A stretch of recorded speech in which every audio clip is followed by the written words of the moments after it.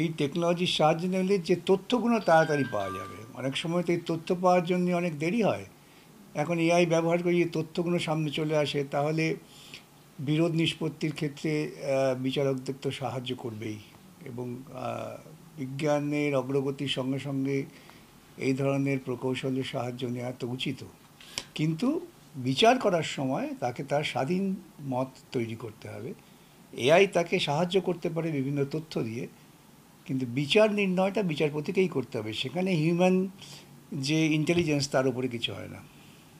তো পরবর্তী সময় যখন এটা খুব একটা টেক স্যাভি যেমন আমরা হয়ে গেছি, এরকম চলতে থাকলে বড় যে ধরনের কেস, সেখানেও তো মনে হবে যে এআই। না, এআই কী হয় এখন, ধরো আগে কোনো একটা জাজমেন্টের আমরা রেফারেন্স দিয়ে সেই জাজমেন্টটা খুঁজে বার করতে সময় লাগে, লাইব্রেরি থেকে আনো। এখন চট করে আমরা সঙ্গে সঙ্গেই পেয়ে যেতে পারি আদালতে। আমার জুনিয়র যখন কোনো জাজমেন্ট বলি, চট করে তারা, যেহেতু টেক স্যাভি, বার করে দেয়। এত বই ক্যারি করতে হয় না, এত ব্রিফ ক্যারি করতে হয় না, সহজ হয়ে যায়। জিনিসপত্র খুঁজে পাওয়ার ক্ষেত্রে সহজ হয়। বাড়িতে যেমন তুমি গৃহিণী, তুমি কোথায় রেখেছো চাল আর কোথায় রেখেছো নুন, এটা খুঁজে পেতে সময় লাগে, সেটা পাবে না, এআই বলে দেবো ওখানে নুন আছে, এখানে চাল আছে, দেখে নিন আপনি। এই দেখুন, আমার বলতে খারাপ লাগে, এই রাজ্যের মুখ্যমন্ত্রী, আমি একটা কথা খুব বেদনার সঙ্গে বারবার বলি, যে উনি কখনোই সঠিক কথা, সত্য কথা, তথ্যভিত্তিক কথা বলেন না।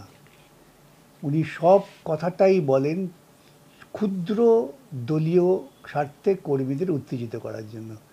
এর ছায় বাইরে কোনো পরিকল্পিত সাংগঠনিক অগ্রগতির জন্য চিন্তাভাবনা ওর মাথায় নেই। আর এই মামলাটার ক্ষেত্রে কি হবে? মামলা কী হবে, আলটিমেটলি সুপ্রিম কোর্টের সিদ্ধান্ত হয়ে গিয়েছে। সুপ্রিম কোর্টের সিদ্ধান্ত বদলাবার জন্য ওরা অনেক চেষ্টা করেছেন, রিভিউ ফাইল করেছিলেন, রিভিউ খারিজ হয়ে গিয়েছে, অনেক অ্যাপ্লিকেশন ফাইল করেছিলেন, খারিজ হয়ে গিয়েছে। রায়কে কার্যকর করতে হবে। যদি সুপ্রিম কোর্ট রায়কে কার্যকর না করা যায়, তাহলে ভারতবর্ষে গণতন্ত্র থাকবে কোথায়? এখন মামলাটা কি স্টেজে রয়েছে? এখন আমরা কন্টেম্পট ফাইল করেছিলাম, সেই কন্টেম্পটে ওদের পক্ষ থেকে একটা যুক্তি খাড়া করা হলো যে না, এটা হাইকোর্টে হবে না, সুপ্রিম কোর্টে হবে। তার বিরুদ্ধে আমি সুপ্রিম কোর্টে গিয়েছি। সুপ্রিম কোর্টের বিচারপতিরা প্রাথমিক পর্যবেক্ষণে বলেছেন না, এটা হাইকোর্টই হবে। এখন সেটা নোটিশ জারি হয়েছে শুনানির জন্য, যে কোনো দিন শুনানি হয়ে যাবে, তখন ঠিক হয়ে যাবে যে কন্টেম্পট হাইকোর্ট শুনবে না সুপ্রিম কোর্ট শুনবে। যেই শুনুক, এই যে আদেশ ছিল, যারা সরাসরি দাগি বলে চিহ্নিত, দুর্নীতিগ্রস্ত বলে চিহ্নিত, তাদের টাকা ফেরত দিতেই হবে, তাদের তো কোনো উপায় নেই।